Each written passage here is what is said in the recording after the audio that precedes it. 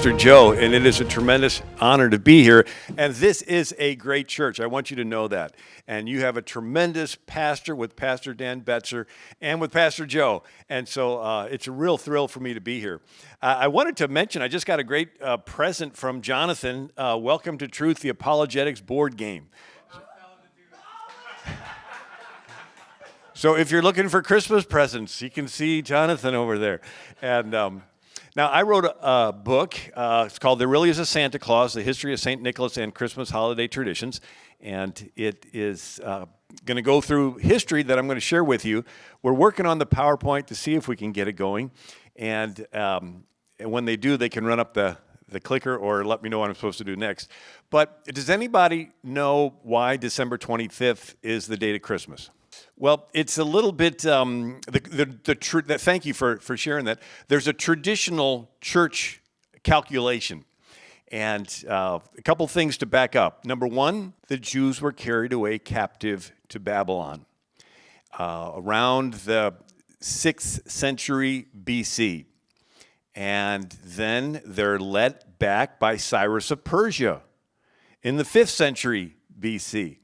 And they rebuild the temple in Jerusalem. And Persia is then conquered by Alexander the Great in the 4th century BC. And he dies suddenly, and his 4 generals divide up his empire. And so one general takes Greece, another takes Macedonia and Turkey area, another Ptolemy, that general takes Egypt. But then there's a general named Seleucus, and he takes all of Persia. And it's called the Seleucid Empire. And so around 165 BC, the king of the Seleucids decides to basically destroy Jerusalem. And he goes in there and just has his men kill like 80,000. And, kills the women if they have their little boys circumcised, and then he forces the priest to sacrifice pigs on the altar, which defiles the priest. And so one priest named Mattathias, instead of killing the pig, he turns and kills the soldier. And then his sons jump up and they kill a bunch of soldiers. And then they started guerrilla warfare, and they begin to take back little village, and finally they take back Jerusalem around 164 BC. And they go into the temple. It's been trashed. They clean it up, and they find the candelabra, the golden candlestick, right? 7 flames, little oil lamps, and they're going to relight it. But there's only enough oil for one day. They pour it in, and it's because it takes about a week to make the special oil. And then the candle stays lit for an entire week, and that's the Feast of Dedication. And the Jewish pronunciation of dedication is Hanukkah. And so they celebrate that all the way till today. Matter of fact, Jesus celebrated Hanukkah. John chapter 20, it says, Jesus was in Jerusalem for the Feast of Dedication. And he was walking among Solomon's porch, and they come to him and they say, tell us plainly, are you the Christ, right? And so Jesus celebrated the Feast of Dedication. But that was the beginning of candles and lights in the winter season. And there's, in the temple, there's 7 lamps. The lampstand has 7 lamps. Well, why is there 8 in the menorah? Because the one is the candle they take to light the others, right? And so it's a week-long celebration. So that's where lights came from that time of year. Where's the tree come from? Interesting story. So Rome falls. And around 476 A.D. To these illegal immigrants. They were the Ostrogoths and Visigoths and Anglos and Saxons and Jutes and Lombards, and they overrun the Roman Empire. A little background, China builds the Great Wall of China during the Han Dynasty around the 2nd century A.D., and this makes it so the Huns can no longer attack into China. And when they can't, they turn west, and it starts this domino effect of displaced tribes that spill across the Roman border. And one of the tribes that spills across are the Germans. And they worshipped a god named Thor. And that's where we get the word Thor's Day or Thursday. And they worshipped another god named Woden, which is where we get the word Woden's Day or Wednesday. And so they thought that this god Thor lived in a big oak tree in Geismar, city there, part of Germany. And they would do human sacrifice in front of this oak tree to Thor. And so around the 700s AD, there is a guy in Britain. He's a Christian. He decides to be a missionary to the Germans. His name is Boniface, sometimes called Winfred. And so Boniface was pretty bold, sort of like Patrick, a century or so earlier, was really bold and was the missionary to Ireland. And so Boniface is the missionary to Germany. And he goes to Geismar, and he goes to this big oak tree, and he takes an axe and chops it down. And somebody says, well, you can't chop down Thor's tree. And somebody else said, well, if Thor's really a god, he can protect his own tree. Sort of reminds you of Gideon chopping down the idol to Baal. And somebody says, bring him out, let's kill him. And then his dad says, no, if Baal's really a god, he can protect his own idol. And anyway, so there is, I have some pictures, if we can get that far, of the city in Germany. And they actually have a statue. It's a bronze statue of Boniface, and there's a stump of a tree, and then he has an axe in his hand, and then in his other hand he's holding a church, because he brought the church there. And so after he chopped Thor's tree down, he turns to an evergreen, and he says, let this be the tree of the Christ child. By the way, he chopped the tree down on like Christmas Eve. And so he says, let this be the tree of the Christ child. See how it points toward heaven. Its leaves are evergreen. Your houses are built of fir. And so, let it shelter no deeds of blood, but let it remember, the Christ child. So that's where the Germans began to like the tree. And it was Martin Luther who comes back on Christmas Eve and sees the stars twinkling in the sky. It's a crisp winter night. And so he decides to put candles in the tree and tells his kids, this is like the sky of Bethlehem on the night of Christ's birth.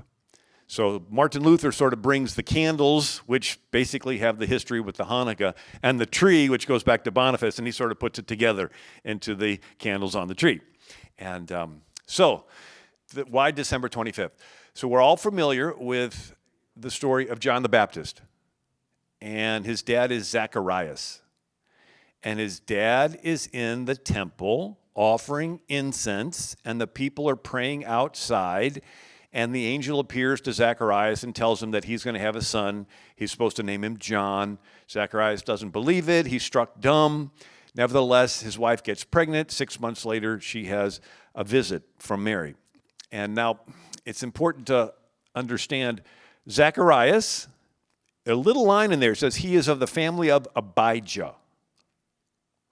What does that have to do? King David took the sons of Aaron and divided them into 24 groups and gave them each a course, a turn in the temple, twice a year, each family.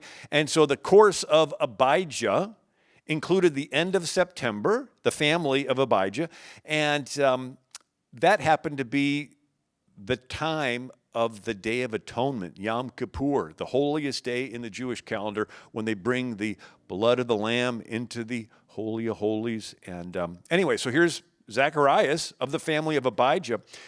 Interesting, the Dead Sea Scrolls were discovered, right? 1940s, 1950s. And an Israeli archaeologist, historian, is going through all the Dead Sea Scrolls, and he finds the calendar of when each family of the sons of Aaron is assigned to serve in the temple. And sure enough, the family of Abijah is serving at the end of September. Now, it's the Jewish name of the month, but then when you translate it over into the Roman calendar, it ends up being September. And so, with that, you have Abijah and Zacharias there offering incense. It's the Day of Atonement, and that's normally around September 25th.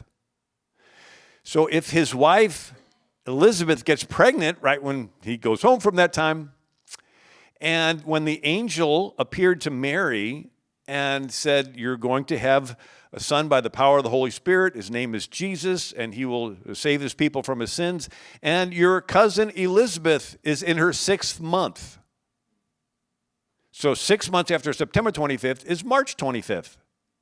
And so March 25th is the traditional date for the Annunciation, when the angel Gabriel announced to Mary that she was going to become pregnant with our Savior. So if Mary is pregnant right around the time of March 25th, 9 months after March 25th is December 25th. So that's the traditional biblical calendar calculation of the date of the birth of Jesus. Now, if we can go back to the Roman pictures, and we'll talk about St. Nicholas. The first 3 centuries of Christianity, there are 10 major persecutions, and the Christians are thrown to the lions. And we can go next. I love this verse. The Son of Man came not to serve, but to serve and to give his life a ransom for many. The idea is that God is a just God. He cannot help it. He's just, which means he has to judge every sin. If he doesn't judge every sin, he's effectively giving consent to the sin. Silence equals consent. Remember the old wedding ceremonies? This couple's about to get married. Anybody against them getting married, speak now or forever hold your peace. If you are holding your peace, you are giving consent to the wedding. Your silence equals consent. If there's a sin going on and God's not judging it and he's silent, he's giving consent to the sin. And guess what? He is not going to give consent to sin, which means he has to judge it. To ask God not to judge a sin, you're asking him to deny himself. You're asking him to deny his very nature. You know, that's been implanted in each of us so much that every police drama you see on TV starts off with an injustice done in the first 2 minutes, right? Cain kills Abel. In NCIS, somebody's killed. And you're held captive the rest of the hour because you know that person that did it has to be brought to justice. And so that is the book of Genesis. In the first 2 minutes of Genesis, Cain kills Abel, and God says to Cain, your brother's blood cries out to me from the ground. What was it crying? An injustice is done, innocent guy killed. You're a just God, you got to judge the guy that did it. And so that's the only side of God that the devil knew, right? He's Lucifer, beautiful angel, puffed up with pride, wants to throw God out of heaven. It's like, okay, I think that means you sinned against. And God judges Lucifer and casts him out. And so Lucifer, now called Satan, goes into the garden and says, if I can get Adam and Eve to sin against God one time, God will have to judge him. Gets him to sin, that was easy enough. Then he stands back and says, you got to judge him. So God sends his fireball of judgment, but then in steps the lamb and takes the hit. And so we see the story of Adam and Eve sinned and put on fig leaves, and God made them what? Coats of skins. The question is, how do you make a coat of skin? Something has to die. And so that is the lamb slain from the foundations of the world. And I can get into it all some more, but it's this theme that runs through the Bible, that God's people sin, and then God provided the system of sacrifice where the innocent animal is killed, and they put the blood over the doorpost of their house, right? And the blood takes the judgment for them. The lamb took the judgment for our sin. And then finally, John the Baptist points to Jesus and says, behold, the Lamb of God that takes away the sins of the world.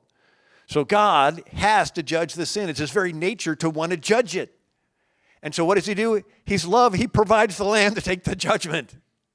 And so that's why we approach God through the lamb. The judgment's already been paid. So there's more to that. Anyway, so St. Nicholas is the most popular Greek Orthodox saint.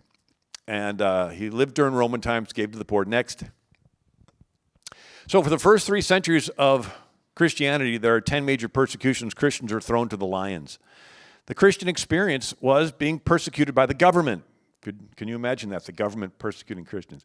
And I went to school in Rome and college, and we toured the catacombs. You know, you'd crawl down about 30 yards in a little hole in the side of a hill, and then you get back, there's a little opening that's, maybe 30 feet around with, first century candle marks on the ceiling. And anyway, so Nicholas was born in Patara, Asia Minor.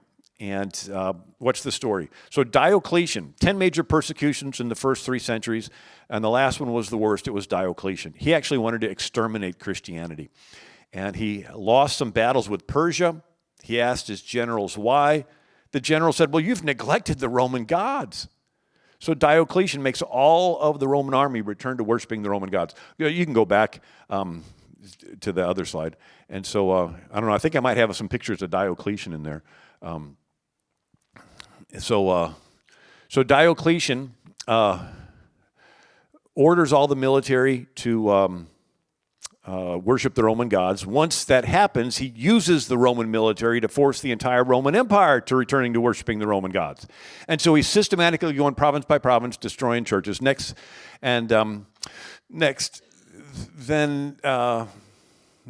Christians were thrown to the lions. So it was during this time that Nicholas was born. Next. Now, there was a movement that swept through Christianity called Pietism that said when you really become a Christian, you should give away all your money and join a monastery or live in a cave. And so his parents die, and he inherits a lot of money, and he decides he is going to give away his money. But he wants to do it anonymously because he wants God to get the credit, not him. So he sneaks into a town of poor people and throws money in the window. Next slide. And so throws the money in the window, supposedly lands in a shoe or a stocking that's drowned by the fireplace. So a famous story, a merchant in the town had gone bankrupt, and the creditors were going to come and take not only his house and his lands, but take his children. Right, sort of the trafficking and forced marriages and terrible stuff. And this merchant didn't want his daughters taken by the creditors. And so he had an idea. He thought if he could hurry up and, you can go back. He thought if he could hurry up and marry his daughters off, the creditors couldn't take him.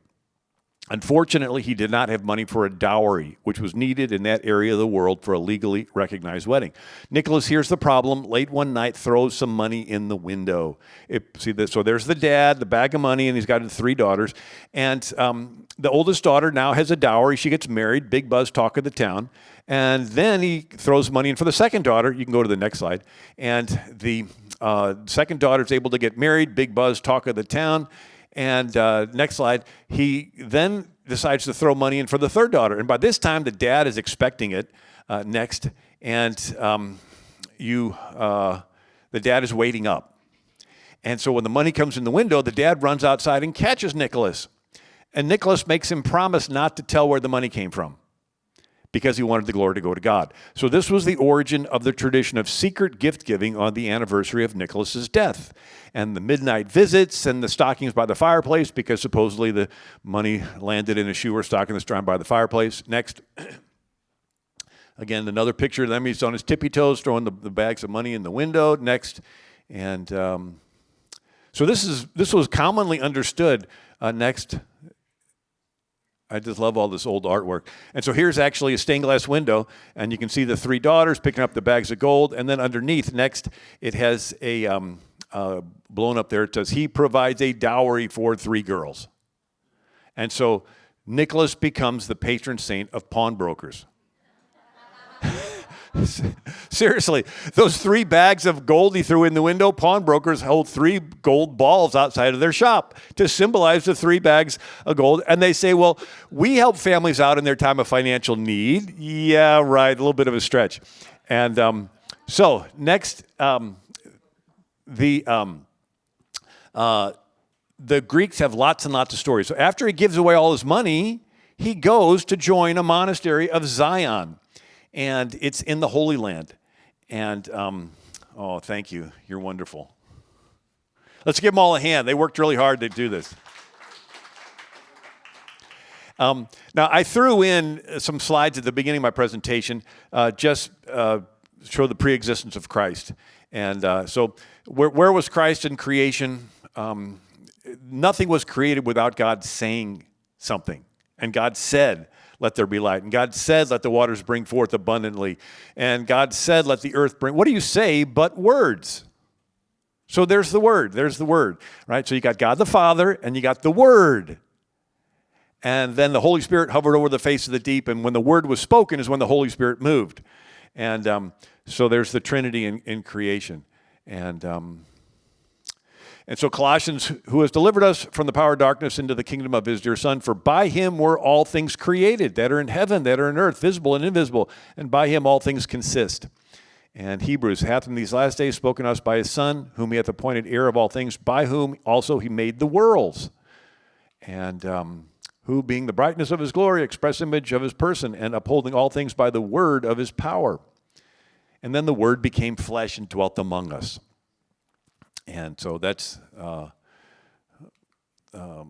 So we talk about Caesar Augustus. He was a globalist, and he wanted to have an NSA to track everybody. It was called a census. He wanted to track everybody that was under his thumb, right? Sort of like Google's working with China, the dragonfly thing, so they can track everybody, and how we have our NSA wanting to track everybody. And so he has his, everybody has to go to get tracked, to go back. And so, but God is above all this, and this requires Mary and Joseph to go to Bethlehem to have Jesus born in the city of David. That's been prophesied. And so it fulfills prophecy. And so here's the Roman Empire. And Mary and Joseph go, and then the angel appears, and the baby's born in Bethlehem. Now we have to remember the church was born into a one-world anti-Christian government, the Roman Empire. And so we had 10 major persecutions of Christians. The Christians are thrown to the lions. Peter was crucified upside down. Anyway, Diocletian's is the worst persecution. Here's Nero. He actually put Christians in burlap, dipped them in tar, and stuck them on poles and lit them on fire in his garden. And so Galerius temporarily suspended the persecution, so there was this revival and a lot of Christians in the military. But then Diocletian decides to drive the Christians out of the military, uses the military to destroy Christianity across Rome. Nicholas is born. His parents die. He inherits their money. He helps out this family as well as lots of families. And then once all the money's gone, he's going to go on pilgrimage to the Holy Land, and he stops off at a Bethlehem. Now, I don't have the slides in order, but he stops off at Bethlehem at the Church of the Nativity. And there's even a quote from Mark Twain, where in 1860s, Mark Twain goes to the Holy Land. He writes a book about it called Innocents Abroad. And Mark Twain says, here at the Church of the Nativity is where the first Merry Christmas was uttered for the first time. And the friend of my childhood, Santa Claus, left on his long journey to warm the hearts of children across the world by fiery, wintry fireplaces and so forth. And so St. Nicholas did visit. So the picture of Santa Claus kneeling at the cradle, there's actually some historical reference for that. So once Nicholas decides not to join the monastery, because somehow the Lord told him not to hide his light under a bushel, he decides to go back to Asia Minor, today that's Turkey, and he stops at a city called Myra, and unbeknownst to him, the bishop had died. And the church leaders could not decide who the next bishop's going to be. And they're fasting and praying, and one of the old church leaders gets a dream that the first person to church the next day would be named Nicholas, and he was to be their bishop. And so Nicholas's habit, first one at church, and they ask him his name, bring him back, and they break the news that he's supposed to be the bishop. Well, he was not too thrilled, because the Roman Emperor Diocletian was arresting bishops and killing them. So it was sort of like, you be the bishop. No, you first. No, I insist, you be the bishop. Everybody takes a step back. You be the bishop. And so next slide. So he does become the bishop. Oh, I got the clicker. Okay. And so this is the town of Myra in Asia Minor. And so there's the statue of Nicholas, and there's the ruins of it today. And so anyway, so after he is put in prison, he's awaiting death, and then the Emperor Diocletian is struck with an intestinal disease so painful he abdicates the throne on May 1st, 305 AD. This was unprecedented, a Roman emperor stepping down, and you have to appreciate the poetic humor. The Roman emperors, by this time, had been declaring themselves a god, sprinkling gold dust in their hair, and demanding that their image be worshipped. So this was sort of like a god resigning. I just think that's sort of funny. So he takes up farming in the other side of the Adriatic in Dalmatia, and there's some ruins of his palace over there. Anyway, the next Roman emperor is Galerius. He continues the persecution of Christians. He's struck with an intestinal disease and dies. Must have been something in the water. He dies in 311 AD, and now there's a confusion in the Roman Empire with no emperor, and so it's a toss-up between four generals decide to fight it out. Two are defeated. It comes down to two, Maxentius and Constantine. So Constantine is in York, England. It's actually Britain, but and his men get the news that the emperor's dead, and they all surround him, and they yell, "Hail Caesar." And so he decides he's going to vie to fight to be the next Caesar. So he marches toward Rome. And it's the Battle of the Milvian Bridge in 312 AD. And the story is that Constantine sees the sign of Christ in the sky before the battle, and he puts it on all of his shields and symbols, and they win at the Battle of the Milvian Bridge. And so what was the sign of Christ? It was the first two Greek letters for the name Christ. So Christ is a Greek word. It's Christus. And the K sounding letter is an X. It's called Chi. And the sounding letter is called Rho, and it's written as a big P. And so you've seen, after Constantine, this XP all over the Roman Christian world. And he heard a saying, which in Latin is in hoc signo vinces, which means in this sign you'll be invincible. And so the letters IHSV often appear with this sign, right? The IHSV, in hoc signo vinces. In this sign you'll be invincible. And so the Chi, the X and the P is called the Chi Rho. And over the centuries it was shortened just to the Chi, and it was called the Christ cross or Chris cross. Chris means Christ. And so this came down to the Xmas, X-MAS. It's not crossing out Christ. It's the Greek letter that stood for Christ. And it actually became part of a written oath where you're going to sign a document and swear to the truth of it. You would sign at the Christ cross or put your Chi, your X there. This is a sign that you're swearing before Christ that you're going to keep your word. And then they would kiss it to show sincerity. That's come down to us as the X's and the O's on the bottom of a Valentine. Right? The X is you're swearing before Christ to keep your pledge to this person, and O is you're kissing it to show sincerity. Or the cross my heart, swear to tell the truth. All right? Well, why the cross? That's the Chi, the Christ cross. Anyway, so now that Constantine wins the Battle of the Milvian Bridge, he is now issuing the Edict of Milan in 313 AD. This is the first time in history that Christians are not persecuted by the government. Can you imagine that? And so Nicholas is now let out of jail. And since it's okay to be a Christian, he preaches publicly against paganism. And so what were some of the things? Human sacrifice, infant exposure. What's that? The Roman practice was the mother would bear a child and lay it at the father's feet. If he picked it up and liked it, they kept it. But if he did not pick it up, the mother had to put the baby in a basket, set it outside the house, and let it be exposed to the elements and die. And so the early Christians would hear these babies crying and collect them. This is where you get those stories of a mother putting her baby in a basket in front of an old couple's house and knocking the door and running away, and the old couple comes out and sees the baby in a basket. What's that all about? That was this Roman practice where the mothers had to expose the babies if the dad didn't want it. It was their version of abortion. And so Nicholas preaches against exposure of unwanted infants. So if he had been alive today, he'd be a pro-life preacher. He preaches against divination. And then Diana worship. What's that? The temple to Diana at Ephesus was one of the 7 wonders of the ancient world. It was twice as big as the Acropolis, the Parthenon there in Athens. I went to school over in Europe in college. We went to the Acropolis. I walked to the Parthenon, and nowadays I think it's off limits to tourists, but back then we could just walk all through it. And but this temple to Diana was twice as big. It had 127 huge pillars and temple prostitutes. It was the Las Vegas of the Mediterranean. And here's her little pagan image. And so the Apostle Paul preached against Diana worship in Acts chapter 19. Remember that? And he stirs them up, and all the people gather in the amphitheater outside, and they go, "Great is Diana, the goddess of the Ephesians," and they chant it for 2 hours or whatever. And so Nicholas preaches against Diana worship, and the people tear the temple to Diana down. And so this is the ruins of it, and so forth.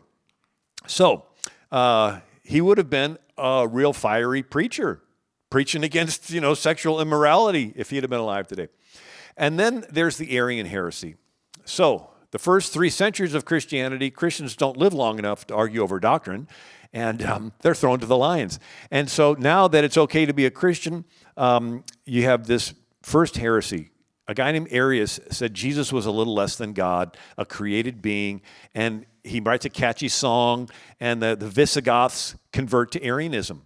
The Visigoths were a people group that came over the Roman borders. And so now it's splitting the church. And since Constantine had made Christianity the de facto religion of the empire, it's splitting the Roman Empire. It's having a political fallout, this church fight.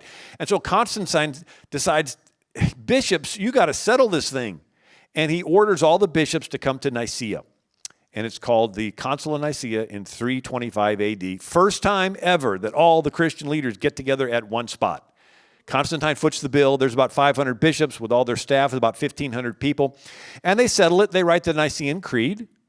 And the story is that, so here's the bishops. And let's see if I can, which one of these is, oops, that's not the right button. I didn't know if there was one with a laser pointer. And anyway, if you see down here at the bottom, this is Arius in the pit. So all the other bishops throw Arius in the pit for starting the Arian heresy. And so the story is that Nicholas was so upset at Arius for starting the heresy that he slapped him. So jolly old St. Nick had a little temper. Better watch out if he's coming to town, right? There he is, slapping Arius.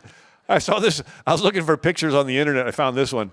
It says, I came to give presents to kids and to punch heretics. I just ran out of presents. Anyway, the Greeks have lots and lots of stories about Nicholas. Again, he's the most popular Greek Orthodox saint. He is to Greeks what St. Patrick is to Irish, what St. Peter is to Roman Catholics. That's how popular. And so there's a famine in the area, and he goes down to the docks, because it's a port city, talks some sailors who have left North Africa where they grow the grain and they're on their way to Rome. He talks the sailors into unloading some of the grain to feed his starving people and promises God will bless them for doing it. On their return trip, they said that the grain that was left in the boat had multiplied. Sort of like the Elijah and the little widow with the meal barrel that never ran dry. And then there's another story of a storm. And the sailors can't get back to the dock because it's too stormy and they're going to sink. And so they get Nicholas. He goes down and prays. And the sea becomes calm, like Jesus calmed the sea. And so Nicholas becomes the patron saint of sailors, in addition to pawnbrokers. So through the Middle Ages, you see pictures of St. Nicholas up in the clouds. See him up in the sky there with the sailors. And there's St. Nicholas holding a boat in this one church. And there he is praying, and the sea becomes calm, and the sailors come back again. So there's the boat and the storm, and there's Nicholas. And so this was like artwork through the Middle Ages. And then he confronted corrupt politicians. And so there was a Roman governor who was about to execute some soldiers and blaming them for the corruption that he did. Can you imagine politicians doing corrupt things and wanting to blame somebody else? And so Nicholas hears about it, goes down to the execution square, breaks through the crowd, grabs the sword out of the executioner's hands, throws it down. And then by the power of the Holy Spirit begins to tell everybody what the governor was doing, the corrupt stuff. Well, the governor realizes nobody can know the details other than God. His number's up. He begs Nicholas to pray for him, that God will have mercy on his soul. So there's Nicholas grabbing the sword out of the executioner's hand. And anyway, so he dies on December 6th of 343 AD. And the Greeks would do the tradition of the gift giving and so forth. And he was, now during this time, they get rid of the Olympics. Why? Well, it's pagan, right? Again, I went to college over in Europe. We went to the Olympus, and we saw where the Olympics were basically a foot race, and there was a field with, the little stone starting line, and then the finish line, and then in the middle was the bema seat, and they would have the judge. And so you had, it was a foot race and a wrestling match and a javelin throw. That was the Olympics, and they did it without clothes on. Won't get into it all, but it was pagan. And so the Christians decided to outlaw the Olympics, and Justinian is now the emperor. He's the last emperor of the unified East and West Roman Empire. And he builds a big church in Myra and names it after Nicholas. And this is the ruins of the church. Today, the city's called Demre. And so he's popular, but just in the East.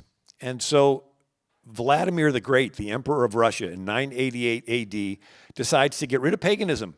He throws all the pagan gods in the Dnieper River, and he embraces monotheism. And the Muslims find out, and they show up, and they say, hey, we got a monotheistic religion. And the First Chronicle of Russia, their court document, says that Vladimir listened intently when the Muslims told him that paradise was filled full of virgins because he was fond of women. But then it said that when they told him he could no longer drink, he said, we cannot have this because drink is the joy of the Russes, the Russians. So I think it's sort of humorous that Russia didn't convert to Islam because Vladimir liked to drink. The Catholics sent ambassadors. He said no. The Jews sent ambassadors, and he said no. He's like, oh, tell me again, you offended your God and he drove you out. And now why should I follow you? But then the Greeks show up. And the Greeks tell Vladimir, we speak Greek, the language of the New Testament. Our land is where John spoke and Paul spoke. And we have the largest church in Christendom for 1,000 years. It's Hagia Sophia. They're in Constantinople. And so Vladimir converts to Eastern Orthodox Christianity, and he adopts Nicholas as the patron saint of Russia.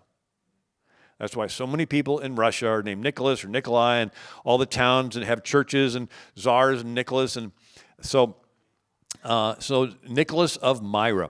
And then the Muslims invade, and they destroy churches and libraries and museums and artwork and graves. There's a hadith where Muhammad said, leave no high grave standing nor a work of art without obliterating it. And so they're still doing it today. As a matter of fact, in Turkey, Erdogan is doing it with the Syrian churches and so forth. And in the last number of years, like 500 churches were destroyed in the northern Cyprus by Turkey. And anyway. So, as they're invading, the Christians don't want the grave of their famous St. Nicholas destroyed, and so they decide to move it. And they move it to Italy. And so the city of Myra is the starting point, and they move it over to Bari, Italy, B-A-R-I. And the Pope dedicates a church. And the church is still there. And it's called Cattedrale Niccolò de Bari, Cathedral of Nicholas of Bari. There's the church. And there is the remains of St. Nicholas. And now, you know the Pope. His name's Urban II. You know him because a few years later, he went to the Council of Clermont where all the kings of Europe met. And he begs them to send help to the Greek Christians that are getting killed. They send help. It's called the First Crusade. So the same Pope that welcomes Nicholas's remains, the most popular Greek Orthodox saint, to the Catholic West is the one who calls for help, called the First Crusade. Now you have to appreciate the significance because the East and West had divorced each other a couple years earlier, called the Great Schism in 1054 AD. And it was over two words in the Nicene Creed. The Greeks said the Holy Spirit proceeded from the Father, and the West said the Holy Spirit proceeded from the Father and the Son. Now, as important as doctrinal issues are, the Muslims could care less. They sort of want to kill them all. And so now you have the St. Nicholas traditions in the West, the First Crusade sent and so forth. But there's 2 centuries of crusades, but the Muslims have 14 centuries of crusades. It's sort of interesting. I saw this in the newspaper where the Muslims in Demre want the remains of Nicholas back for tourism. This was in a Turkish newspaper.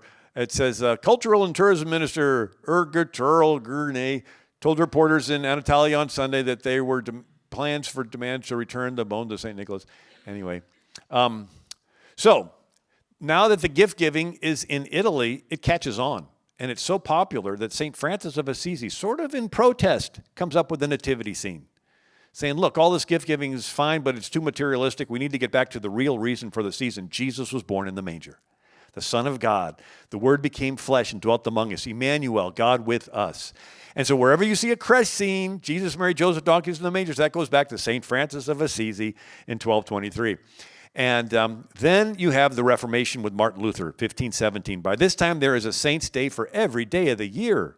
Churches are filled full of all kinds of statues and niches to the different saints, and Martin Luther considers this a distraction from Christ. And so he ends all the saints' days in Protestant countries, including the popular St. Nicholas Day. But the Germans really liked the gift giving. And so Martin Luther moves all the gift giving to December 25th and says all gifts come from the Christ child. And the German pronunciation of Christ child is Christkindl. Kindergarten, Kindercare, kind means child, and Chris means Christ. And so over the years, Christkindl, Christ child, gets pronounced Kris Kringle. So Kris Kringle is really Christkindl, which means Christ child. And anyway, we went through the date part there. By the way, in 567 AD, the East and West couldn't decide what day was holier. The West said December 25th, the birth of Jesus, is the holiest day. Well, in the East, Eastern Orthodox, they say that January 6th, Epiphany, the visit of the three wise men, that's the holiest day. And they could not decide what day was holier. So at the Council of Tours in 567 AD, they decided to make all 12 days between December 25th and January 6th the 12 days of Christmas. So the 12 days of Christmas is not the 12 days leading up to Christmas, it's the 12 days between December 25th and January 6th. And they call them holy days. And over the years, holy days got pronounced holiday.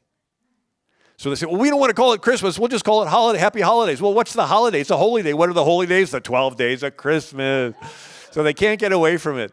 And then here's a woodcut stamp of Martin Luther celebrating Christmas with his wife and kids. And if you look at the wife, she's sort of looking over Martin Luther's shoulder at what? At a little boy with a crossbow. You can put your eye out with that. Right, the BB gun. Little boys like things that you can shoot. I just thought that was funny. And so then you have, so Martin Luther, there's the lights in the tree, and I went through the whole Boniface thing of St. Boniface chopping down Thor's tree. And anyway, and this is the tree of the Christ child. And so this is a statue I was telling you about. So there's St. Boniface, Winfred, and there's the axe, and he's standing on a stump of a tree.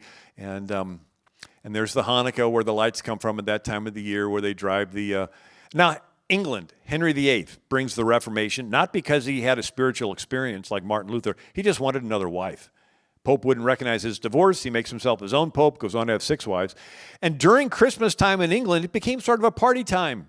Sort of a drinking, carousing, wassailing, sort of like Mardi Gras. Did you know Mardi Gras used to be a religious day? It was the day before Lent when you would fast 40 days before Easter. Now Mardi Gras is this lewd party in New Orleans. And that's sort of what happened with Christmas in England. It was a party time. And Henry VIII brings back an old Roman holiday because Britain used to be a Roman colony. The holiday is Saturnalia. And Saturn was the Roman god of feasting and plenty and merriment, and they would have all these parties. And if you ever saw the Christmas Carol with Charles Dickens, there's the spirit of Christmas present. And it's this big guy with robes and a wreath in his hair and a goblet of wine, and you're sort of looking at him saying, who is he? He sort of looks like Santa, but he also sort of looks like some Roman god. Well, that was Saturn, but they Christianized him, and they called him Father Christmas. They couldn't call him St. Nicholas because saints were sort of outlawed. And anyway, so during this period of time in England, this Christmas Mardi Gras, the Puritans take over England in 1642. They outlaw Christmas as being too worldly. They outlawed Shakespeare's plays as being too worldly. They actually tore Shakespeare's Globe Theater down. And the Puritans settled Massachusetts. And here's Cotton Mather, the Puritan leader. He says, can you in your conscience think that our holy Savior is honored by mad mirth, long eating, hard drinking, and lewd gaming, rude revelry fit for a Bacchus or Mohammedan Ramadan? And so in New England, they actually passed a law. There's a fine for 5 shillings if you were caught celebrating Christmas. And then when the Pilgrims landed, the first boat of them were the Puritan type. They didn't celebrate it. But then a second boatload of Pilgrims come over. And so here's the first boat. How am I doing time-wise? Okay. Anyway, I'll skip past that. You can buy the book. And I don't have it at the table so that you can go to Amazon.com and get them. So the theme, Jesus, so you know the Catholic saying, St. Peter's at the gates of heaven? Let me see if I got a slide here. You all heard that. Well, St. Peter's at the gates of heaven. Well, the Greeks do a saying, and it's based on the book of Revelation, that Jesus will return at the end of the world to judge the living and the dead, riding a white horse. And the saints will come back with him, riding white horses. And St. Nicholas is a saint, after all. So he'll be one of those riding a white horse. But since he's so special to the Greeks, they have him coming back once a year for a little mini judgment. A little checkup on the kids, make sure they're on the right track, see who's naughty, see who's nice. And the saints come from where? They come from heaven. Well, that turns into the New Jerusalem, or the North Pole, right? So the New Jerusalem, the celestial city. And then the angels turn into the elves. And the Lamb's Book of Life and the Book of Works turned into the Book of the Naughty and the Nice. And so you can see where the biblical themes ended up turning. Now, we don't recognize it like that, but when the Muslims move into countries like in Germany and so forth, they're outlawing Santa Claus because they see him as a Christian saint. And but in Holland, they still have St. Nicholas coming once a year, riding a white horse, dressed as a saint, as a bishop with his mitred hat, robe, staff. And he comes from Spain. And the Catholics control Spain for at that time, but the Catholics had driven out the Muslims. So the Muslims had controlled Spain for 700 years, and they had slavery. There were entire Catholic orders in Europe through the Middle Ages called the Trinitarians. The head of the order was called the Ransomer. I did an interview with Eric Metaxas this last week, and between the breaks, he was raising money for CSI. It's a ministry that buys kids back from Muslim slavery. And so he says, this is the same thing. So anyway, so the story is that in Holland, St. Nicholas comes once a year as a bishop, and he has with him a little Moorish costumed helper, Zwarte Piet, Black Peter. And they tell the kids that if you're good, St. Nicholas will give you a present. If you're naughty, Zwarte Piet will put you in a gunny sack and take you back to Spain and sell you into Muslim slavery. And so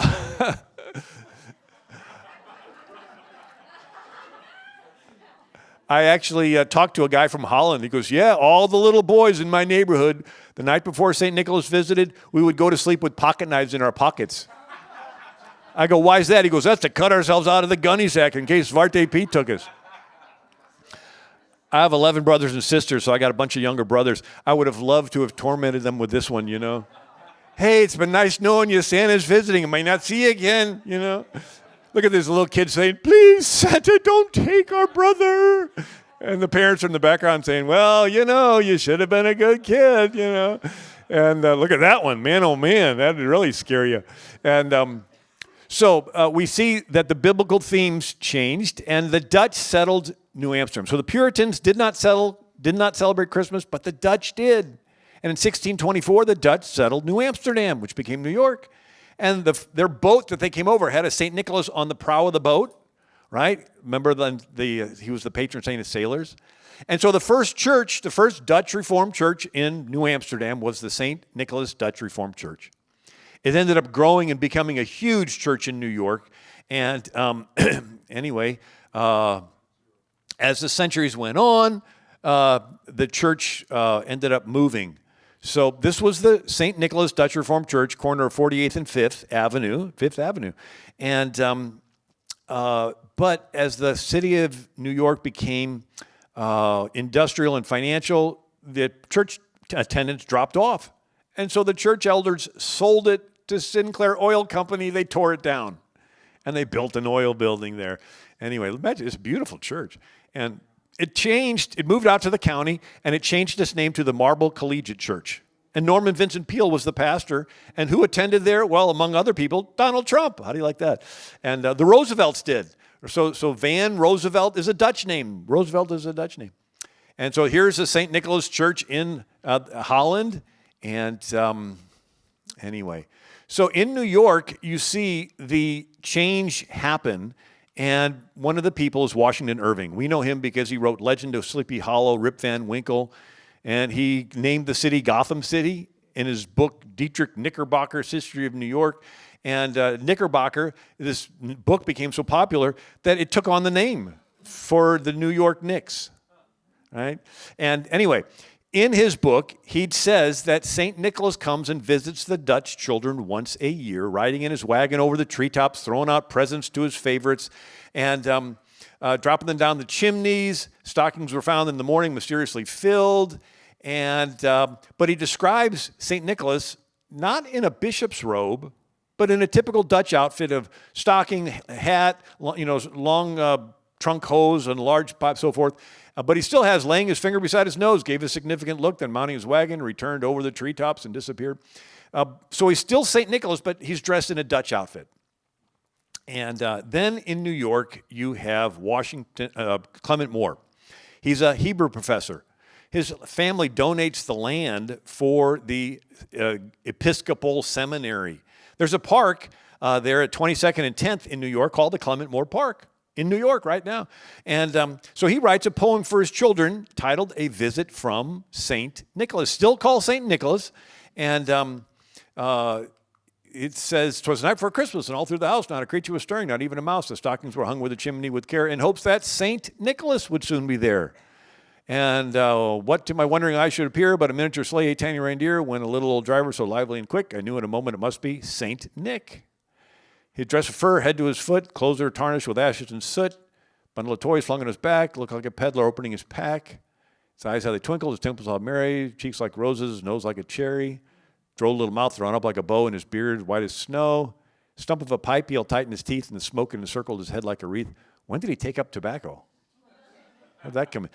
I mean, tobacco came from the American Indians, right? The peace pipes and so forth. And but then he shrunk in size. Now he's broad little face, round little belly, shook when he laughed like a bowl full of jelly.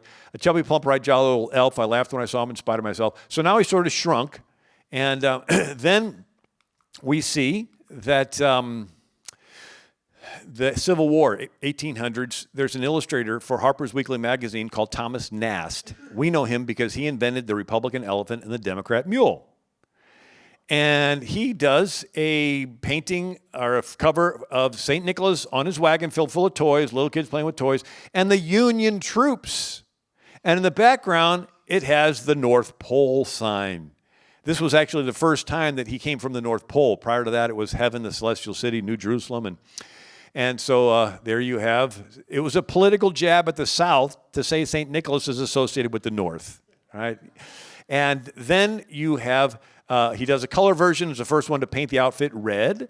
And then you have Haddon Sundblom as an artist. And we know him because he invented the Quaker Oats Man and Aunt Jemima for the syrup. And he's hired by Coca-Cola to do a painting of Santa Claus drinking Coke. Now, Santa Claus is the Dutch pronunciation of St. Nicholas. So the Dutch, they call it Sinterklaas or Sant Nicolaas. If you say Sant Nicolaas a couple times, Santa Claus, right? So Santa Claus is Dutch for St. Nicholas. And so for 33 years, every year, Haddon Sundblom does a painting of Santa Claus, St. Nicholas drinking Coke, and Coca-Cola pioneered mass marketing. It's the best trademark name in the world. And so that's the image we have. He's now grown. He's full size again. Rosy cheeks, ruddy complexion, big huggable grandfather. And so that's what we recognize. But if you go back through the centuries, you'll see that, matter of fact, I found one here. Look at all these paintings. The pipe turned into cigarettes. How do you like that? You know, here he is selling Camel, and hey, Santa likes a good smoke. And anyway, so we have the story that if you go back in time, there really was a Nicholas that lived in Asia Minor, and he was persecuted by the Romans, and he kept his Christian faith. He becomes a Christian, and he's in prison facing death for his Christian faith. He was a strong Christian, and he preached against paganism, and he preached against exposure of unwanted infants. He would have been a pro-life preacher, and he confronted corrupt politicians. He would have been, speaking out against the corruption in government, but he was generous, and he gave to the poor, and he wanted to do it anonymously because he wanted the glory to go to God and not to himself. And so it's just a fabulous story and of the real story. So the book, There Really Is a Santa Claus, The History of St. Nicholas and Christmas Holiday Traditions, and the website's AmericanMinute.com, and you can order from there. If you want it right away, go to Amazon.com because we temporarily sold out of them. And a couple other things. Christmas ends up becoming the most popular day in Western civilization. So when France converts to Christianity, it starts with Clovis, the king of the Franks, and he's baptized on Christmas Day with 3,000 of his soldiers. This is when France becomes Christian. And then in England, St. Augustine of Canterbury baptizes 10,000 Anglo-Saxons there on Christmas Day in the year 597. And then Charlemagne is crowned Holy Roman Emperor on Christmas Day in the year 800.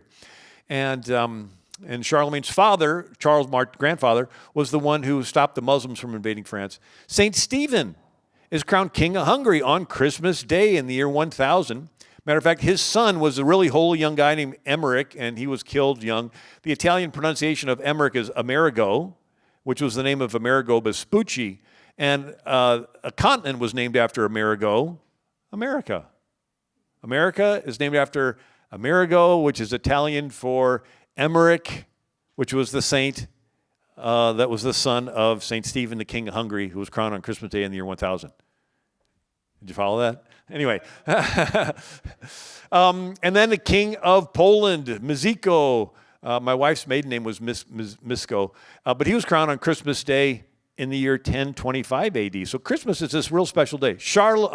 William the Conqueror is crowned on Christmas Day in the year 1066 in Westminster Abbey in England. And then Columbus' ship, the Santa Maria, runs aground on Haiti on Christmas Day. He leaves 40 sailors and names the settlement La Navidad, the Nativity. George Washington crosses the Delaware River and Christmas Day evening, 1776, and captures 1,000 German Hessian troops. Captain Cook discovers the largest atoll in the Pacific, Christmas Island, on Christmas Day. He observes a solar eclipse. And the War of 1812 was ended on Christmas Eve, 1814. And the Battle of the Bulge in Germany in Christmas, 1944-45 winter. And Patton is coming to the rescue of the 101st Airborne. And he was pinned down because of bad weather. And so he gets his chaplain to compose a prayer. And there's the card. And I've talked to veterans, and it says, Almighty, most merciful Father, we humbly beseech thee of thy great goodness to restrain these immoderate rains. Hearken us as soldiers, establish thy justice. And the next day the sky clears. And on the reverse, so he prints 250,000 of these cards and has all of the soldiers in the Third Army pray it. And the next day the sky clears. On the flip side of the card is Patton's Christmas greeting to his troops. And so, to each officer, soldier of the 3rd United States Army, I wish a Merry Christmas and so forth. And so the sky clears, and Patton is able to come to the rescue of the 101st Airborne, who was surrounded there at Bastogne. You know the story. When General Anthony McAuliffe, who's there, was told that he was surrounded by the Nazis, because there was like 8 roads that came together at Bastogne. And when they told him, you're surrounded, his response was, nuts.